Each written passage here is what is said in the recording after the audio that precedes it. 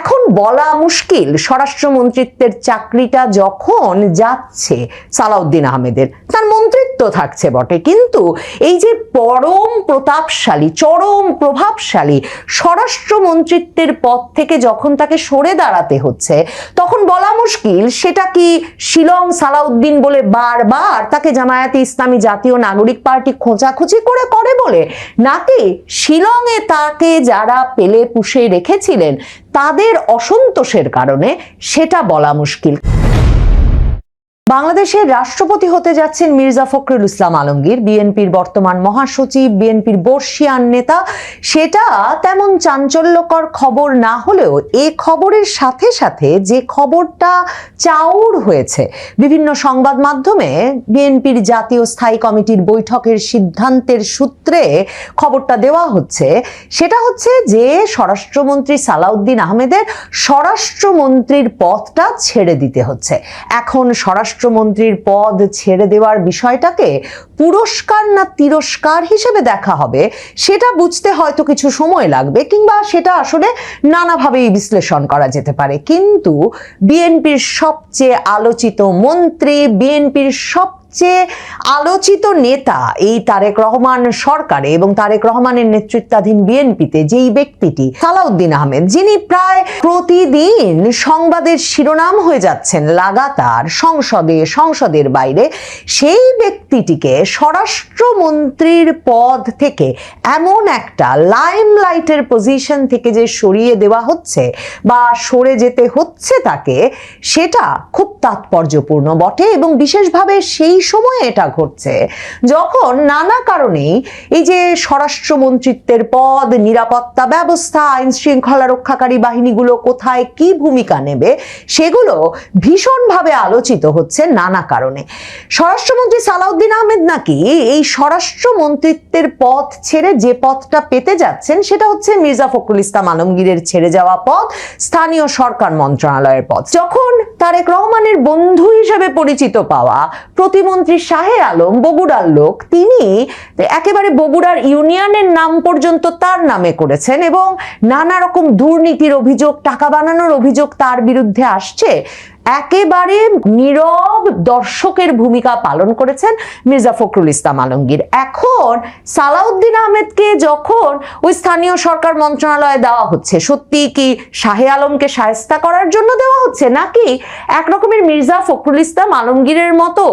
একজন নীরব বয়োজ্যেষ্ঠ নেতায় তাকে পরিণত করতে সালাউদ্দিন আহমেদকে ওই জায়গাটাতে পাঠানো হচ্ছে, সেটা খুব একটা লক্ষ্য করার মতো বিষয় হয়ে উঠবে বটে। দেখেন, সালাউদ্দিন আহমেদ যে ধরনের অবস্থান নিয়েছিলেন নির্বাচনের আগে এবং নির্বাচনের পরে, সেখানে ওই যে তারেক রহমান ব্যক্তিগতভাবে এবং তারেক রহমান সরকার গঠনের পরে নানা রকম প্রতিশ্রুতি যে রাখেন নাই, মানে একমাত্র ক্ষমতায় চলে যেতে, নির্বাচনটা করে নিতে বিএনপি নানা রকম প্রতিশ্রুতি নানা পক্ষকে দিচ্ছিল, কিন্তু কোনো প্রতিশ্রুতি তারা রক্ষা না করে ক্ষমতাটাকে আরো নিজেদের মধ্যে কেন্দ্রীভূত করার যেসব উদ্যোগ তারেক রহমান নিয়েছেন প্রধানমন্ত্রী হওয়ার পর, সেটার এক রকমের নেতৃত্ব দিয়েছেন তার এই বিশ্বস্ত সহচর সালাউদ্দিন আহমেদ। সালাউদ্দিন আহমেদ পুরো ইউনূস আমলটা কিন্তু সংস্কার কাজের নেতৃত্ব দিয়েছেন, কিন্তু যেদিন সংসদে শপথ নিয়েছেন বিএনপির সংসদ সদস্যরা এবং জামায়াতের সংসদ সদস্যরা, সেদিন বিএনপির এই নেতা তারেক রহমানের পক্ষে এসে ঘোষণা দিয়েছেন যে তাদের সংসদ নেতা তাদের বলে দিয়েছেন ওসব সংবিধান সংস্কার পরিষদ হবে না, ওসব সংবিধানের বাইরে থাকা কোনো সংস্কার পরিষদের সদস্য হিসেবে বিএনপি শপথ নেবে না। এই সালাউদ্দিন আহমেদই হচ্ছেন সেই ব্যক্তি যিনি সংবাদ মাধ্যমের সামনে এবং সংসদে দাঁড়িয়ে বলেছেন যে তার নেতা এবং বিএনপি নেতাদের সিদ্ধান্ত হচ্ছে এই যে তারা জুলাই সনদের বিষয়ে রাজি হয়েছিলেন বটে, যাতে ইউনূস সরকার ওই যে নির্বাচনটা অনুষ্ঠান নিয়ে আর ধানাই পানাই না করতে পারে, নির্বাচনটা অনুষ্ঠান করে ফেলে, সেজন্যে কিন্তু তারা আসলে সংবিধানের বাইরে গিয়ে ওই গণভোট অনুষ্ঠানটাকেও সাংবিধানিক মনে করেন না, এবং জুলাই সনদকে সংসদের পুরো প্রক্রিয়া অনুসরণ না করে হুবহু একরকমের অনুমোদন করে দেওয়ারও তাদের কোনো পরিকল্পনা নাই। মানে মাথায় বাজ পড়েছে জামায়াতে ইসলামী জাতীয় নাগরিক পার্টির। জামায়াতে ইসলামী জাতীয় নাগরিক পার্টি বারবার মনে করায় এই সালাউদ্দিন আহমেদ হচ্ছে ভারতের লোক, কারণ তিনি শিলং ছিলেন এই যে শেখ হাসিনা আমলের 9 বছরেরও বেশি সময়। 2015 সালের মার্চে সালাউদ্দিন আহমেদ হঠাৎ করেই একেবারে বিএনপির, তখন তিনি নিয়মিত একটা গোপন জায়গা থেকে বসে বিএনপির কর্মসূচি ঘোষণা করেন, এমন একটা অবস্থা থেকে হঠাৎ করে বিএনপির যুগ্ম মহাসচিব এই সালাউদ্দিন আহমেদ উধাও হয়ে যান 10ই মার্চ। তার পরিবার থেকে অভিযোগ করা হয় যে আইন শৃঙ্খলা রক্ষাকারী বাহিনীর সদস্যরা তাকে তুলে নিয়ে গেছেন, এবং এরপর তাকে আবিষ্কার করা যায় ভারতের শিলংয়ে 2015 সাল থেকে। এরপর এই সালাউদ্দিন আহমেদ কিন্তু শিলংয়ের একটা বিলাসবহুল আরামদায়ক সানরাইজ গেস্ট হাউসে বছরের পর বছর বাস করেছেন। সেখানে গিয়ে তার স্ত্রী সন্তানেরা তার সঙ্গে সময় কাটিয়েছেন। বিএনপির রাজনৈতিক নেতৃবৃন্দ শিলং গিয়ে নিয়মিত তার সঙ্গে রাজনৈতিক আলাপ করেছেন। শিলংয়ে বসে রাজনৈতিক কার্যক্রম পরিচালনার মাধ্যমেই কিন্তু এই সালাউদ্দিন আহমেদ জাতীয় স্থায়ী কমিটিতে বিএনপির, মানে বিএনপির সর্বোচ্চ নীতি নির্ধারণী ফোরামে ঢুকেছেন। আর 2023 সালের নভেম্বরে বিএনপি যে ব্যাপক আন্দোলন গড়ে তুলেছিল আওয়ামী লীগ সরকারের বিরুদ্ধে, ঢাকায়, চট্টগ্রাম, খুলনায় বিরাট বিরাট সব জনসভা করছিল, সেই পুরো কাজটা সংগঠনের দায়িত্ব কিন্তু একেবারে ঘোষণা দিয়ে তখন শিলংয়ে নির্বাসিত কিংবা শিলংয়ে সানরাইজ গেস্ট হাউসে বাস করা সালাউদ্দিন আহমেদের হাতে তুলে দিয়েছিলেন লন্ডনে থাকা তারেক রহমান। এখন জামায়াতে ইসলামী জাতীয় নাগরিক পার্টি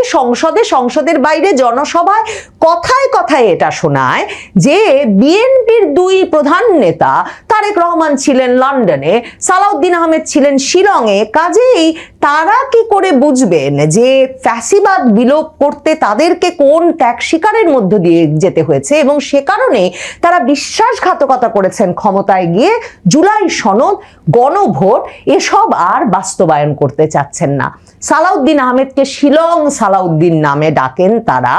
এই সালাউদ্দিন আহমেদ 5ই আগস্টের দ্বিতীয় বার্ষিকী পালনের অনুষ্ঠানে গিয়ে প্রধানমন্ত্রী তারেক রহমানকে মঞ্চে বসিয়ে বলেছেন যে আল্লাহর কি মহিমা যে আমি শিলংয়ে আর আমার নেতা তারেক রহমান লন্ডনে ছিলেন, আমরা ওই 2 জায়গায় নির্বাসিত থেকে রাজনৈতিক কার্যক্রম পরিচালনা করছিলাম, না হলে হাসিনা সরকারের আমরা পতন ঘটাতে পারতাম না। তো তারা নিজেরা যখন শিলংয়ে, লন্ডনে বসে রাজনৈতিক কার্যক্রম পরিচালনা করছিলেন, সালাউদ্দিন আহমেদকে স্বরাষ্ট্রমন্ত্রীর পদ ছেড়ে দিতে হচ্ছে যখন, তার কদিন মাত্র আগে তিনি ভীষণ কড়া বক্তব্য রেখেছেন ভারতের বিরুদ্ধে। তিনি বলেছেন যে ভারতের মতো একটা গণতান্ত্রিক দেশ কিভাবে শেখ হাসিনাকে এবং ফ্যাসিস্টের দোসর আওয়ামী লীগের নেতা কর্মীদেরকে ভারতে আশ্রয় দিচ্ছে এবং রাজনৈতিক কার্যক্রম পরিচালনা করতে দিচ্ছে। এই হাসিনা কার্ড যদি ভারত খেলতে থাকে তাহলে কিছুতেই ভারতের সঙ্গে সম্পর্ক স্বাভাবিক হতে পারে না। দেখেন, যেই সালাউদ্দিন আহমেদ নিজে একরকমের ভারতের আশ্রয়ে প্রশ্রয়ে ভারতে বসে রাজনৈতিক কার্যক্রম পরিচালনা করছিলেন শেখ হাসিনার বিরুদ্ধে এবং সেখানে বসেই সরকারের পতন ঘটিয়ে দিয়েছেন, সেই সালাউদ্দিন আহমেদ এখন হুঙ্কার তুলে ভারতের বিরুদ্ধে বলছেন যে ভারত কি করে গণতান্ত্রিক রাষ্ট্র হয়ে আরেক দেশের রাজনৈতিক দলের নেতাকে সেখানে বসে রাজনৈতিক কার্যক্রম পরিচালনা করতে দিচ্ছে। এখন বলা মুশকিল, স্বরাষ্ট্রমন্ত্রিত্বের চাকরিটা যখন যাচ্ছে সালাউদ্দিন আহমেদের, তার মন্ত্রিত্ব থাকছে বটে, কিন্তু এই যে পরম প্রতাপশালী, চরম প্রভাবশালী স্বরাষ্ট্রমন্ত্রিত্বের পদ থেকে যখন তাকে সরে দাঁড়াতে হচ্ছে, তখন বলা মুশকিল সেটা কি শিলং সালাউদ্দিন বলে বারবার তাকে জামায়াতে ইসলামী জাতীয় নাগরিক পার্টি খোঁচাখুচি করে বলে, নাকি শিলংয়ে তাকে যারা পেলে পুষে রেখেছিলেন তাদের অসন্তোষের কারণে, সেটা বলা মুশকিল। কারণ এর পরপরই সালাউদ্দিন আহমেদের সঙ্গে কিন্তু দেখা করতে যান ভারতের রাষ্ট্রদূত দীনেশ ত্রিবেদী, এবং ভারতের রাষ্ট্রদূত দীনেশ ত্রিবেদী দেখা করবার পর সালাউদ্দিন আহমেদ বলেন যে বাংলাদেশ ভারত সম্পর্কের অগ্রগতির সূচনা করতে হবে, নতুন করে সূচনা করতে হবে। এই সালাউদ্দিন আহমেদকে যে শিলংয়ে এক রকমের প্রশিক্ষণ দিয়ে ভারত বিএনপির রাজনীতিতে একটা প্রভাবশালী পদে অধিষ্ঠিত করেছিল, যাতে বিএনপির সঙ্গেও তাদের একটা ঘনিষ্ঠ যোগাযোগ থাকে, সেটা কিন্তু বাংলাদেশ ভারতের খুবই সিনিয়র সাংবাদিক রাজনৈতিক বিশ্লেষকেরা দীর্ঘ সময় ধরে বলে আসছেন। এই শিলং সালাউদ্দিন কিন্তু তারেক রহমান যখন 2025 জুড়েও ফিরতে পারছেন না, পুরো 24 আগস্টের পর থেকেই ফিরবেন বলছেন, কিন্তু এই সালাউদ্দিন আহমেদকে সংবাদ মাধ্যমের সামনে এসে বলতে হচ্ছে বারবার যে তারেক রহমানের নিরাপত্তার জন্য উপযুক্ত পরিবেশ বাংলাদেশে সৃষ্টি হয় নাই। তার মানে ইউনূস সরকার তারেক রহমানকে যথাযথ নিরাপত্তা দিতে রাজি হচ্ছিল না তখন বারবার সালাউদ্দিন আহমেদ এমনকি লন্ডনে তারেক রহমানের সঙ্গে দেখা করে ঘুরে এসেও বলছিলেন যে জিয়া পরিবারের একমাত্র সদস্য হিসেবে তারেক রহমানের নিরাপত্তা নিয়ে তারা উদ্বিগ্ন এবং তারা মনে করেন না তার ফিরে আসার উপযুক্ত পরিবেশ সৃষ্টি হয়েছে। নভেম্বরের 30 তারিখেও তারেক রহমান ফেসবুক স্ট্যাটাস দিয়ে বললেন মা তখন মৃত্যুশয্যায় যে তার দেশে ফেরার বিষয়টা সিদ্ধান্তটা তার একক নিয়ন্ত্রণাধীন নয়। তার 9 দিনের মধ্যেই তারেক রহমানের দেশে ফেরার ঘোষণা এলো এবং তার 1 মাসের কম সময়ের ব্যবধানে তিনি বাংলাদেশে ফিরলেন এবং বাংলাদেশে ফিরলেন রীতিমতো সরকার প্রধানের মর্যাদায়, এক জাতীয় নেতার মর্যাদায়, যেদিন সেনাবাহিনীর শত শত সদস্য থেকে শুরু করে পুলিশের হাজার হাজার সদস্য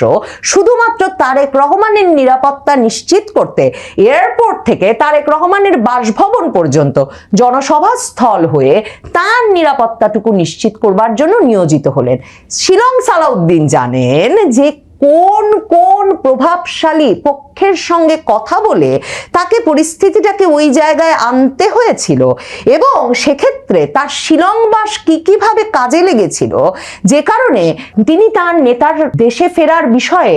দর কষাকষিটাকে সেই জায়গায় নিয়ে যেতে পেরেছিলেন যে তার নেতা সর্বত নিরাপত্তায় ইউনূসের আমলে, ইউনূসের সকল রকম অনিচ্ছা থাকা সত্ত্বেও ফিরতে পেরেছিলেন। সেসব জেনেও এখন যে স্বরাষ্ট্রমন্ত্রী সালাউদ্দিন আহমেদ আর প্রধানমন্ত্রী তারেক রহমান সরকার গঠনের পর আওয়ামী লীগের রাজনৈতিক কার্যক্রমের উপর নিষেধাজ্ঞাটা বহাল রাখলেন এবং ওই যে ধরপাকড়, মামলা, হামলা এসবের কোনো অবসান ঘটালেন না, জামিন প্রক্রিয়ায়, বিচার প্রক্রিয়ায় কোনো স্বচ্ছতা আনলেন না, বরং কিনা ট্রাইব্যুনালে আরামে আয়েসে শিলংয়ে বাস করা সালাউদ্দিন আহমেদ, যিনি সেখানে স্ত্রী সন্তান নিয়ে বাস করেছেন, যিনি কিনা রাজনৈতিক কার্যক্রম পূর্ণভাবে পরিচালনা করেছেন শিলং বসে, যিনি কিনা কদিন আগে বলেছেন আল্লাহর মহিমায় শিলং ছিলাম, না হলে সরকার পতন ঘটাতে পারতাম না, সেই সালাউদ্দিন আহমেদ কিনা তাকে শিলংয়ে গুম করে নিয়ে যাওয়া হয়েছিল, এই মামলাও চালু করেছেন ট্রাইব্যুনালে। তবে যেদিন দীনেশ ত্রিবেদী সালাউদ্দিন আহমেদের সঙ্গে সাক্ষাৎ করেছিলেন, মনে রাখতে হবে সেদিনই কিন্তু বাংলাদেশে এসেছিলেন ভারতের গোয়েন্দা প্রধান চিফ পরাগ জৈন আরো 3 জন শীর্ষস্থানীয় গোয়েন্দা কর্মকর্তাকে নিয়ে, এবং তারা বাংলাদেশের প্রধানমন্ত্রীর সঙ্গে পর্যন্ত সাক্ষাৎ করেছেন বলে কোনো সংবাদ মাধ্যমে খবর বেরিয়েছে। আর দেখা করেছেন প্রধানমন্ত্রীর প্রতিরক্ষা উপদেষ্টা ব্রিগেডিয়ার জেনারেল শামসুল ইসলামের সঙ্গেও। আর সামরিক গোয়েন্দা সংস্থা ডিজিএফআই এর আমন্ত্রণেই তো তাদের ঢাকায় আসা। তারা যে ঢাকায় এসেছিলেন ঠিক তারেক রহমান যেরকম এক রকমের রাষ্ট্রপ্রধান, সরকার প্রধানের সর্বোচ্চ নিরাপত্তা ব্যবস্থা নিয়ে বাংলাদেশে ফিরতে পেরেছিলেন, মানে এমন একটা পরিস্থিতিতে যখন জিয়া পরিবারের উত্তরসূরি তারেক রহমানকে নিয়ে আর শঙ্কায় থাকতে হয়নি সালাউদ্দিন আহমেদদেরকে। বলা হচ্ছে ওই গোয়েন্দারা বাংলাদেশে এসেছিলেন শেখ হাসিনা যে দেশে ফেরার ঘোষণা দিয়েছেন সেই দেশে ফেরার বিষয়টিকে নিরাপদ করতে। আর তারা ঘুরে যাওয়ার পরপরই কিন্তু ডাক্তার জাহেদ, তারেক রহমানের মুখপাত্র, ঘনিষ্ঠ বিশ্বস্ত সহচর, খাস লোক, তথ্য উপদেষ্টা ডাক্তার জাহেদ সাংবাদিকদের সামনে এসে যেমন বলেছেন শেখ হাসিনা ফিরবেন পূর্ণ নিরাপত্তায়, এসে পূর্ণ নিরাপত্তা পাবেন এবং ন্যায় বিচার পাবেন, ওই একই সংবাদ সম্মেলনে ডাক্তার জাহেদ এটাও বলেছিলেন তারেক রহমান খেয়াল রাখছেন মন্ত্রীদের পারফরমেন্সের দিকে এবং সরকারের বয়স 6 মাস হওয়ার আগেই মন্ত্রী পরিষদে গুরুত্বপূর্ণ রদবদল আসতে পারে, যেসব মন্ত্রীরা পারফর্ম করতে পারছেন না তাদের সরে যেতে হবে। সত্যি শেষ পর্যন্ত স্বরাষ্ট্রমন্ত্রিত্বের পদটা কি তার পারফরমেন্সের নিরিখে যাচ্ছে নাকি অন্য কোনো কারণে যাচ্ছে, সেটা একটা বড় জল্পনার বিষয় হতেই পারে বটে।